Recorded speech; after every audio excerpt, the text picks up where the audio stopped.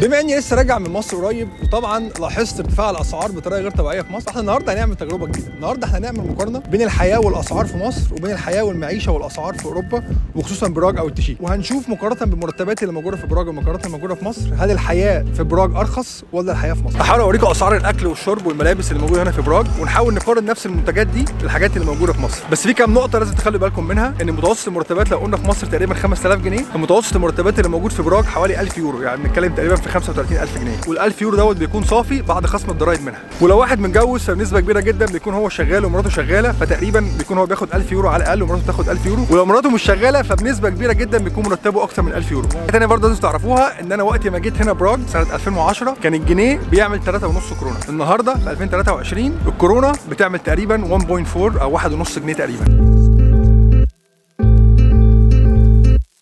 اول حاجه اعملها دلوقتي ان انا اخش سوبر ماركت هنا مشهور ونشوف اسعار المنتجات هناك عامله ازاي.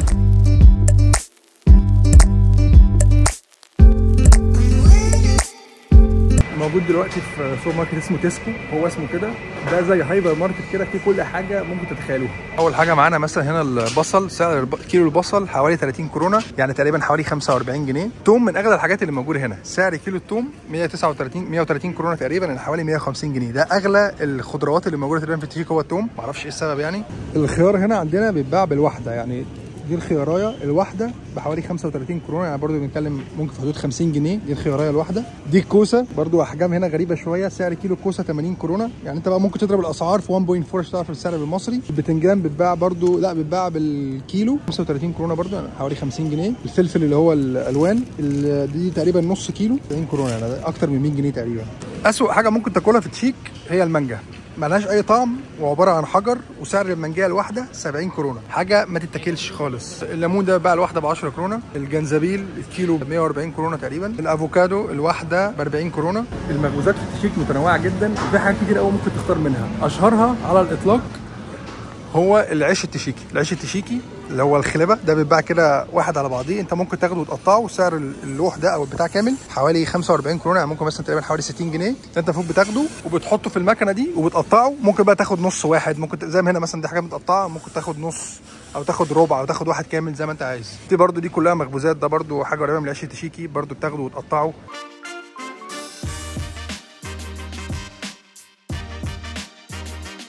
تعالى بقى دلوقتي احاول اوريكم اسعار اكتر حاجه بتهم الناس، وهي اسعار اللحمه والفراخ. طبعا هو اغلب المنتجات هنا بتبقى خنزير، فانا هحاول اوريكم اسعار اللحوم غير الخنزير. طبعا احنا لما بنيجي نشتري لحمه ما بنشتريش من هنا، بنشتري طبعا من محلات الحلال، بس اللي تبقى اغلى طبعا من هنا، يعني اغلى نسبيا من السوبر ماركت. بس خليني برضه اوريكم الاسعار هنا عامله ازاي.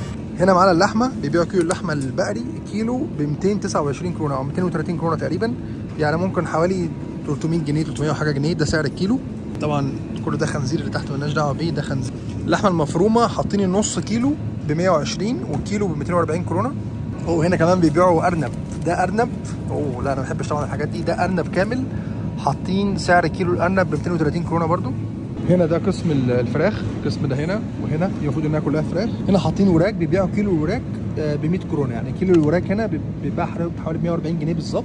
البانيه بقى هو في منه انواع، في منه مقطع كده صدور، ده كيلو ب 200 كورونا، يعني حوالي 280 جنيه. هم بيقول لك لو انت معاك الكارت بتاعهم بدل كيلو الفراخ ب 90 بتاخد كيلو الفراخ ب 70، يعني الفرخه كامله بتعمل لها حوالي 140 كورونا، يعني حوالي مثلا برضو 200 جنيه. خليني دلوقتي اوريكم اسعار الملابس في براغ، لان انا لما كنت في مصر اتصدمت من اسعار زارا وبرشكا في مصر، فخليني اوريكم الاسعار هنا في برشكا وزارا عامله ازاي مقارنه باسعارها في مصر.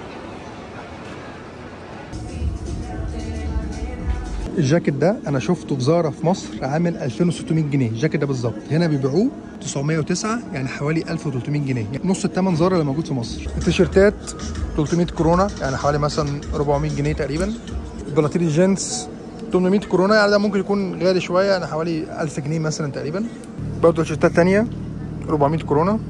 بلوفرات طبعا هو لبس برشكا يعني ايه، تحس ان هو مش رجالي قوي، يعني ما يمشيش رجالي قوي بس هو حلو يعني. ده 490 كورونا، نازل من 700 ل 490. 560.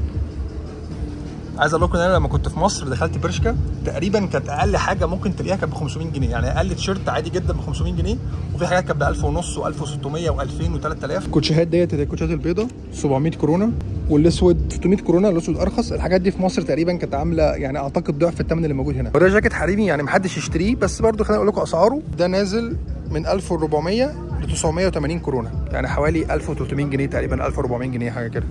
وده كل ده حريمي طبعا، ده كل ده سيل، ده نازل من 1300 ل 300 كورونا. دي كانت جوله سريعه في برشكا.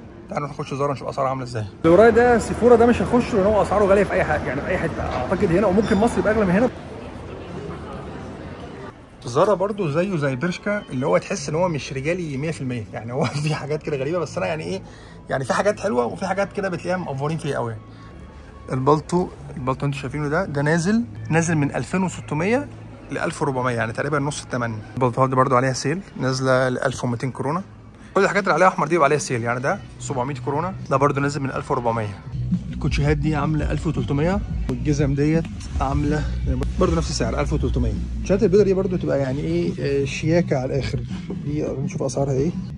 1000 كورونا، يعني ده حلو على فكره، يعني ده عامل 1400 جنيه. اعتقد ده في مصر سعره هيبقى اغلى من كده، ده ممكن نجيبه دلوقتي. خلينا برضو نبص بصه على زارا الحريمي، اسعاره عامله ايه كده في السريع. الحاجات دي نازل عليها سيل 450، ده 800 كورونا، كل ده 550 الواحد.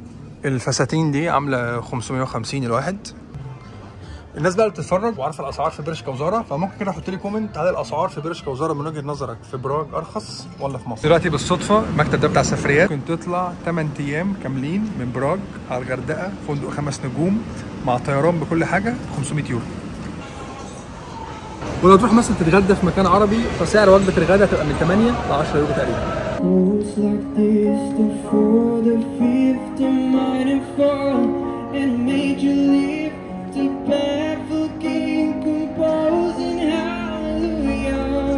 موجود دلوقتي في واحده من ارخص البنزينات اللي موجوده في براغ تقريبا. سعر لتر البنزين والديزل تقريبا قريبين من بعض، 35 كورونا و37 ونص، يعني حوالي 50 جنيه مصري. عايز برضه اضيف نقطتين عشان نبقى منصفين، ان اغلى حاجه موجوده في براغ هي الايجارات. يعني انت مثلا لو هتقعد في فلات شير فانت هتدفع تقريبا في حدود 500 يورو، ولو هتاخد استوديو مثلا نتكلم في 20 متر، اللي انت مثلا لو مديت رجلك ممكن تفتح الثلاجه بيه او رجلك تخش في مطبخ وانت نايم، نتكلم في حوالي 650 يورو. لو هتاخد شقه العيله فممكن بنتكلم مثلا في حدود 1000 يورو. بس ال 1000 يورو اللي انا قلت عليها في الاول كمرتبات دي يعني تقريبا المتوسط او اقل المتوسط، يعني في ناس بتاخد اكتر من كده بكتير حسب انت شغلك شغال فين وبتعمل ايه.